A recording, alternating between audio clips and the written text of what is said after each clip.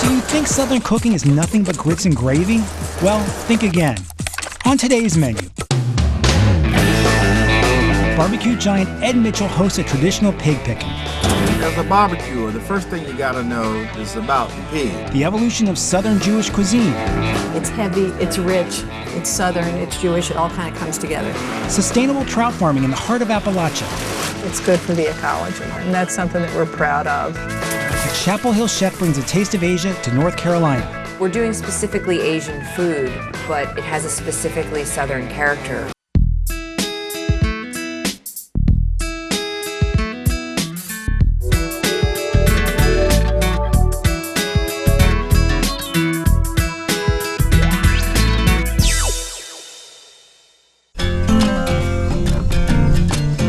To me, Southern culinary culture is a marriage of black and white, of pork and corn. But this place is, the same size as Europe. It's a diverse place. I'm in North Carolina right now. Big, long state. Going from the Far East, the coastal plain, to a city like Chapel Hill. A sophisticated city. As you move west, subsistence farming, you're in the mountains. When I show someone my South, I want them to see a complicated place. I want them to see beyond moonlight and magnolias. I'm John T. Edge. I write about the American South. I write about its food. I write about its culture. North Carolina's culinary heritage is as diverse as its landscape. In Eastern Carolina, it's all about whole hog barbecue, and almost nobody does it better than third-generation pitmaster Ed Mitchell. A restaurant owner and caterer, Ed's on a mission to keep this old-style tradition of barbecue alive.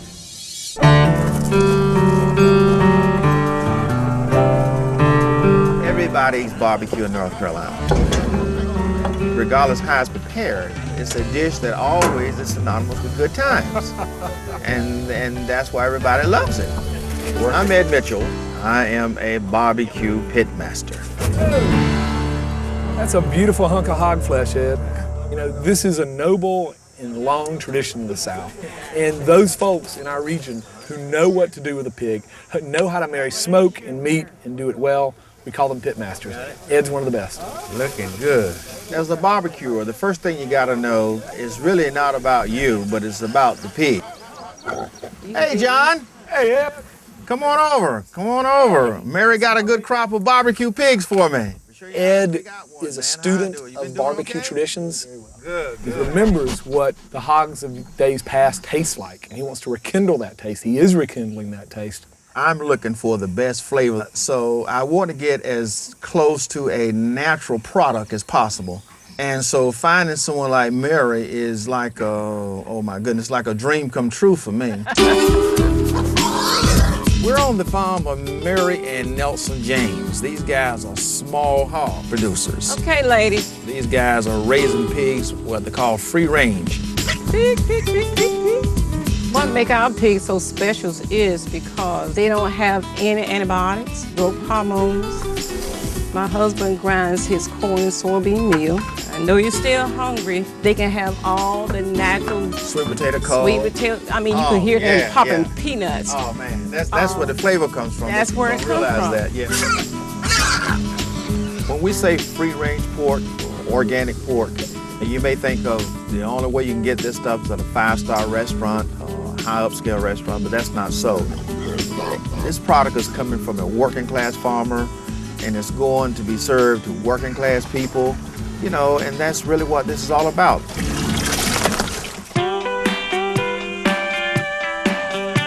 Okay, John, let's go pick out one. He doesn't want it. No, he doesn't want to go. I think he heard what our plans were. This is heaven for them. I like this guy, John, because his ears is kind of perky. He looks healthy. There's no sores, and he's about a good size. He's about 275, 280.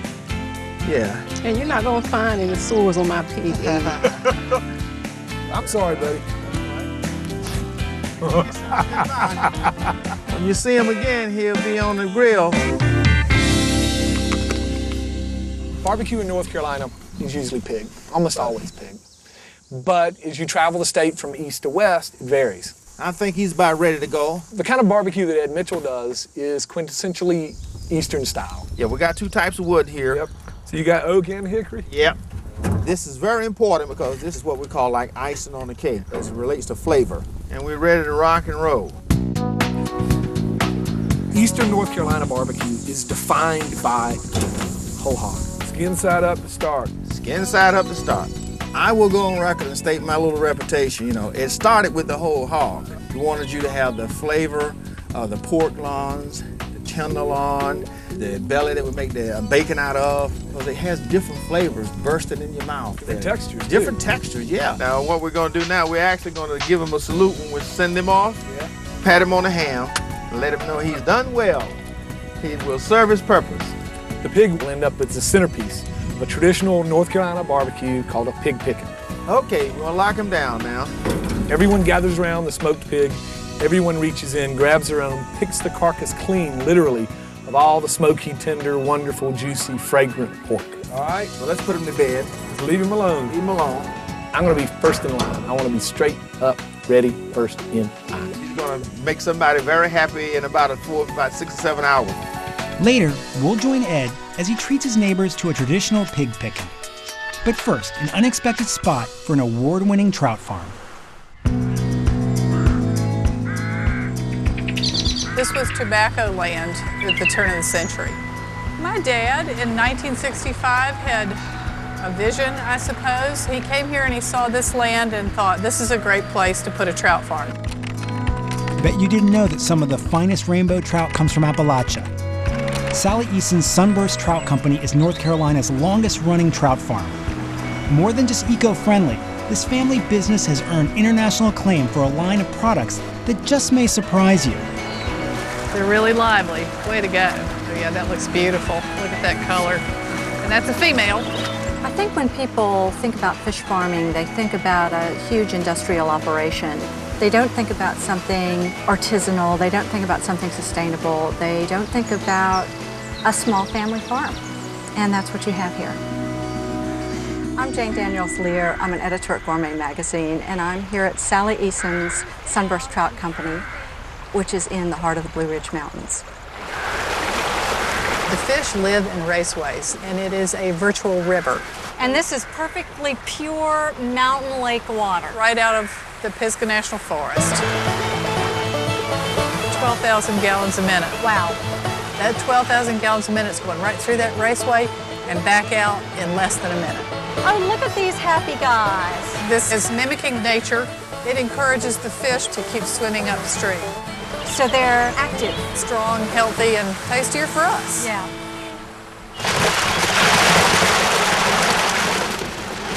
In the last decade, trout fishing, trout rearing in North Carolina has become the second fastest growing industry. It is certainly replacing tobacco in this state's economy. It's good for the ecology, and that's something that we're proud of. Someone else uses the water after us. All of our waste product is composted. We try to recycle every single thing, even our packaging products. The Easons are in the forefront of the sustainable fish movement. And now they're making caviar. When you think of caviar, you think of black, little tiny eggs that came out of the Caspian Sea. You do not think of Appalachia. My dad was strolling through the processing plant one day, and it was the fall, so the females were spawning, so there are fish eggs all over the floor, and they're really sticky and viscous, super messy. So he says, I wonder if we couldn't do something with this. And everybody just rolls their eyes and goes, oh gosh, here he comes up with another idea. And so there began the odyssey. This is it. They're beautiful. Aren't they pretty? The covering that you see, that is the skein. If the skeins are broken, does that mean it's probably past its prime. There's a real fine window to when the eggs are just right. If you miss it by as little as 2 weeks, you could lose as much as 10,000, 20,000 pounds of caviar. Timing is everything. It is. Oh, wow. It's like we're mining for gold. Exactly. This is an age-old technique. You just gently press down and you'll feel the eggs pop through. It's so fun. Now, you ready? Take the screen off. Look at that.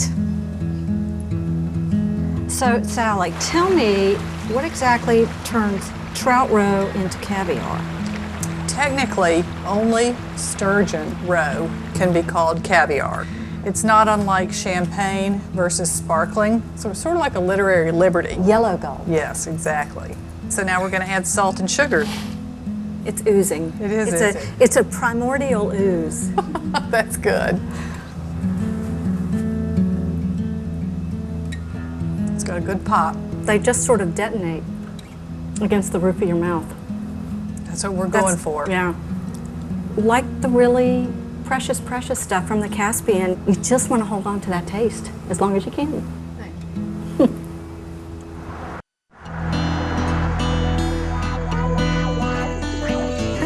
The mythic South that I think we think of, the place of plantations and cotton fields, it's there, but it's a much more complex South, really, in truth. I think people don't really associate the American Jewish experience with the South, but it's a really significant part of American Jewish history, because the earliest Jewish community is in New York. The next significant synagogue is in Savannah in the 1730s. Gorgeous. Don't you feel that sense of camaraderie with Jewish women all over the world? They're all making brisket right at this moment on a holiday. I love that. I'm Marcy Cohen Ferris. I'm the author of Matzo Ball Gumbo, and I am a Jewish Southerner. It's Rosh Hashanah in Chapel Hill. Marcy Cohen Ferris invites friend and private chef Penny Rich to prepare a Southern Jewish meal for their New Year's celebration. Yeah, that's looking good, Marcy. Beautiful. Seared, spice, and there it goes. So that's the whole Jewish part for me. But then, being in North Carolina, being in the South, that's where the barbecue piece came in. Right. Taking a brisket and putting barbecue sauce on it, or taking a matzo ball and putting Creole seasoning in it, it's just fascinating to me. Barbecue in the South clearly means pork. Right. So if we were going to have barbecue, we went to the Dixie Pig, don't tell anybody, and we never even brought it into the house. You know, how the Jews in the South deal with barbecue, this is how they deal with it. Right. My connection to my own family's recipes really began with my grandmother Luba's recipe box. I found a recipe box when she passed away, and in that box you saw her Southern Gentile friends, you saw her Jewish friends, and to me it really represented a culinary history of her journey from Odessa, Russia, all the way to Blytheville, Arkansas, via New York City. I wanted to take the history that I found in this box and to put it into words on paper. Have you ever made this one, the pecan? No, I would not put pecans in kugel, yeah. This is really great. Jewish foods are really about the country of origin. So when Jews come from different places into the South, they bring those traditions, and then they add Southern ingredients. This is really the base of pralines, isn't it? It's the butter, it's the brown sugar, and the pecans. Exactly. It's heavy, it's rich, it's Southern, it's Jewish, it all kind of comes together. You say matzo ball time, or? I think so. Yeah. There really couldn't be a more iconic Jewish food, I think, than matzo balls. So it's just like a Southern dumpling. Right. I think about the way that African American cooks in the South have really added the spices to traditional Jewish dishes, like the matzo ball. And how much are we going to put in here? 2 to 2.5 teaspoons. Well, that's quite a bit then. Yeah. I mean, these are spicy. I mean, they could not make a dumpling and leave it as bland as the matzo ball traditionally was. So they had to add maybe a little garlic, maybe some scallion, you know, a little oomph to it, the Creole spices, and it took it up to another level. So these are peppy. Yeah. Ooh, something's ready. This is not a new Jewish way of cooking. This is really very, very old, and what she's done is she's taken these recipes and brought them into our everyday life. Hi! Happy New Year! Rosh Hashanah is the Jewish New Year, so it's a very significant moment in the Jewish calendar. Oh, we've got matzo balls and brisket. Please eat. To me, I thought it was nice to mix the ideas of a Jewish moment where you really want to gather family and friends together, such as Rosh Hashanah, with the idea of a Southern drop-in. It's so good. Hello, everyone. We're going to do just a little blessing over the wine. Baruch atah Adonai. It mixes it all up together, and it brings together these really great traditions. Don't cry.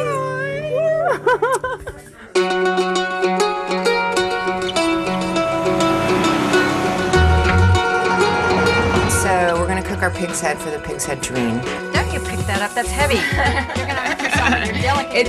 It's heavier than it looks.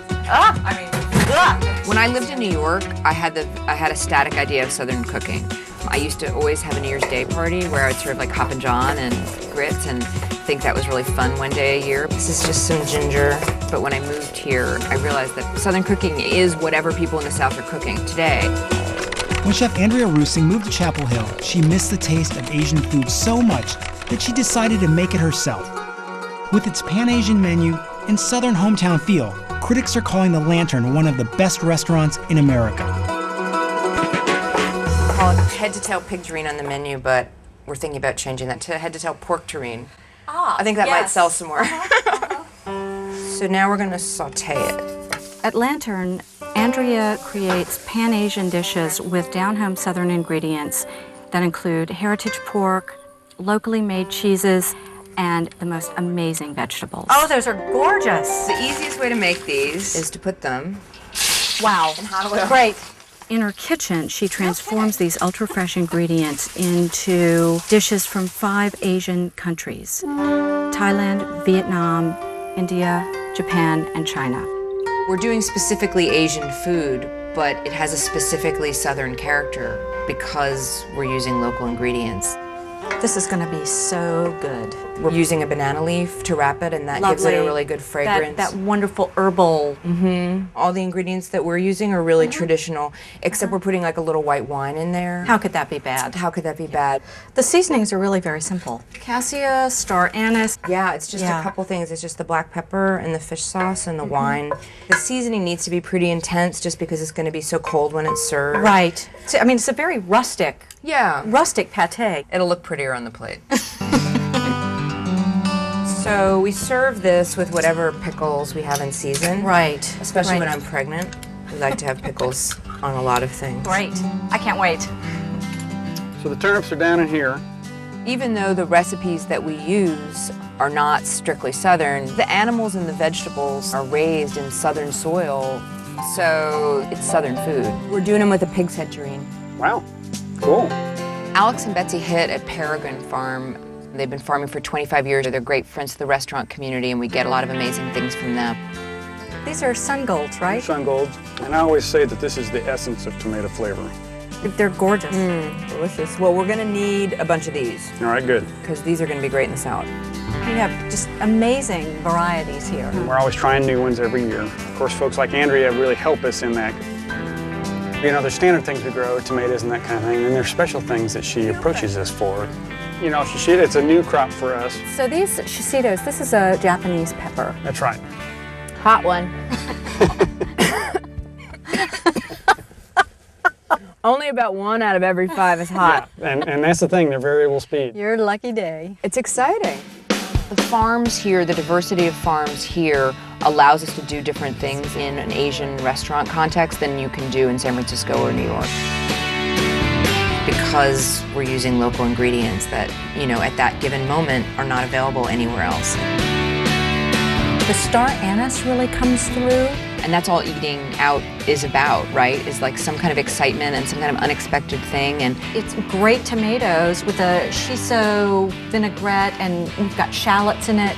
for that moment, in that time, it's a totally unique thing. They're just knock your socks off great. And that's a fun, exciting thing to be involved in. Back at Ed Mitchell's, it's time for whole hog barbecue at its best. Yeah, buddy boys, we here. Fun's getting ready to begin. Okay, John, we're at the final moment here. Oh boy. Wow. Let's see here. That's gonna be real good. Now he's gonna get the chopping block. Yeah. Okay, he's ready now. What we're gonna start doing now, we're gonna start seasoning half of him for the pig picking. Yeah. And then I'm gonna take the other half and chop up for barbecue sandwiches and things like that. Yeah. It fell off. That's good. Ed, this is a piece that fell off the back of the ham, didn't it? That's correct. Oh, wow. Man. That's good naked, Ed. Yes. You taste the smoke. That's right. It's naturally moist. The meat's beautiful. Yeah. And now, as a barbecue pit master, I'm very pleased because I know that they're going to get a good quality product. Right. I know what this hog has been fed. Right. You know, this reveals his true flavor. Yep. So we're going to just chunk that off there. to start seasoning them a little bit. You gonna trust me to do this? Oh, yeah. You can't make a mistake. All right. Yeah, just go for it. I don't want to steal your recipe, but you start with cider vinegar. Right, I got salt and black pepper, crushed red peppers, and a few other good stuff. A little bit of sugar? A little bit of sugar, not much. Is this something that was passed down through your family or something you came up with? No, this is passed down. This is about a 150-year-old deal here, yeah.